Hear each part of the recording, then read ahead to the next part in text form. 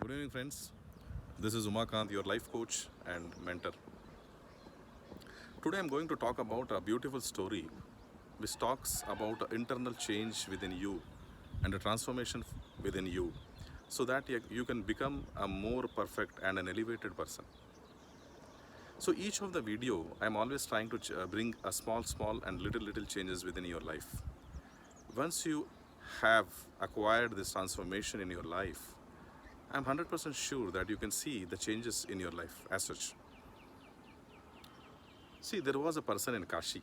He was a yogi, and you know how the yogis are. They are very simple, and their life, total life, is a dedicated life. And they dedicate life completely in the name of God and spirituality. They work for elevation. So there was a guy, and this was a yogi sannyasi, and he was living in a small hut, and he was doing a spiritual sadhana. One night, it was heavily raining, and somebody just pushed the door in the middle of the night, and he came inside. The yogi was awakened because yogis don't sleep much in the night. They have a very short sleep time. The same happened with this yogi, and he saw this person who was actually coming inside. He asked him, "What do you want? You came in the middle of the night.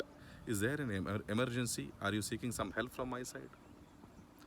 So the person told that I came to steal something from you, and I have came for to steal a jewelry or some important ornaments what are there in your house. Could you show me a place where it is? So the yogi said, actually, yogi was crying. So once he was crying, he just the thief who came inside his home removed, he pulled out one small knife out of his pocket, and he showed to him. The yogi was not afraid, but he was keeping continue to cry for a long time. So the thief was surprised and he was amazed, and he asked the question to him, "Why are you crying, Rube? Why are you crying? What is the reason for your cry?" So the yogi said, "I'm just worried, what kind of a problem you're having in your life. So, what are the situations in your life? What are the conditions in your life which made you to steal from my house? You can't see that I'm only a yogi, I don't have much money with me. But still you're asking what are the precious jewelry I have with me. But currently I can tell you that, I have only some 5 to 10 rupees in my hand, and that are kept in a place, you can just go and take it for yourself. And there are certain change that too, a 10 rupees note I do not have as a currency, and I have a change which I have collected from my devotees." So while going, the thief, he hand over all this 9 rupee coin, 10 rupees coins to this thief, and the thief was hurriedly leaving the house. So the person calls him, the yogi calls him, "Hey, please come back. Can't you thank me for all these things?" So he tells, "Okay, thank you," and he ran away. And he asked him, "Can you give me 1 rupee, because morning I have to have some breakfast in my place?" So the thief hand overs. Anyway, he has got this 10 rupees. He gives 1 rupee back to him and thank him, and he left the place. And after some time, what happens is that, what is the destiny of a thief? Generally, people catch him. Police is there, law is there, everything is working against this thief. So one day, he was caught, and he was kept for a trial in a trial session court. And there he was interrogated, and many people came and gave complaint about this thief and all. Nobody actually know what did he really steal or not, but many people were complaining about him. And also this yogi was pulled into the court for a witness. As this guy was yogi was quite a well-known person in the society. People used to trust him and believe him, and his sentences and words gave a lot of value to other people. So most of the people waited for his response. So what kind of response he would give in such a situation where a witness is asked for. So the thief saw him, and he knew that he has stolen money from his house. So the judge asked the person, the yogi, "Do you know this person? Do you know this thief?" He says, "Yes, I know him.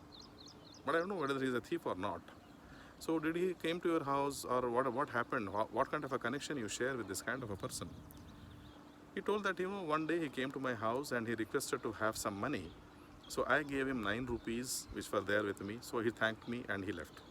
So it was just a formal relationship, but he is not a thief. He gives a witness that he is not a thief. So his witness was valued, and the court left him, and he was actually set free by the court.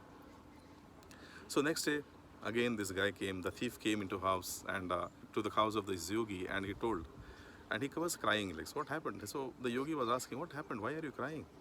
What is the problem? He told, you know that I stole money from you, but why didn't you tell to the court that, I was a thief who stole money from you? So the yogi says, see, there is one thing I want to tell you. The thief in me is already dead. So I cannot see any thief anymore in my life.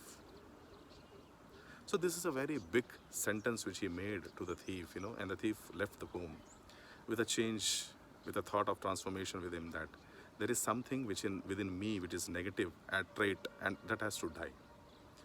So the thief left, and with the words of this yogi, and the same words I repeat on to you, that once this negative trait or a thief or any trait which you have identified in your life has to be killed, and once you kill this negative trait, you don't identify the same negative trait in other people.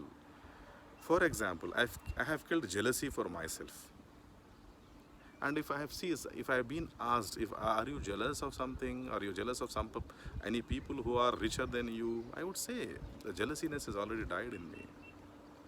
If I see somebody ask me, are you trying to compare yourself with others, I would say no. Rather than I would say that the trait of comparison has been already died in me.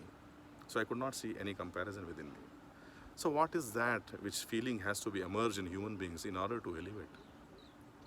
The greater force which attracts even the divine force to you is a feeling of love, a feeling of reverence. This has to be developed. Once you have developed this feeling of love, all these negative traits will die slowly. But yes, negative traits first has to be diminished day by day. You have to identify yourself, and you need to work on it each and every day. Ask to your friends, ask to your family members, what are the negative traits which you identify in me? Ask them how I can treat me. Can you help me to come over? What are the small changes which I can bring in my life in order to come over these negative traits? What are the little habits I can inculcate in order to bring and come over these negative traits in my life? You need to ask and seek for help. And when your family members will understand your situation, they would be really trying to help you. And I would suggest that these people would really help you, because you're trying to seek something which is greater. So identify the negative traits within you. Maybe it is jealousy, maybe it is comparison, maybe it is enmity, maybe it is a feeling of ego, maybe it is a feeling of pride. All these things which are making you away from another human being, these walls which you have constructed in your mind for so many days, like greed, lust, etc., this has to be diminished, this has to be broken. And to break those habits which are being strong in all these years, you need to inculcate little habits and seek help from your own family members and well-wishers. So by having this divine company and by having a association of nice people around you, you can eliminate these wrong habits. And once this negativity is gone, you will become fresh like a flower, and the love will emerge out of you. The awakening of a lover will start after the end of the negative traits within your heart. So identify the people who can help you, have this divine association, have discipline, have dedication, have detachment.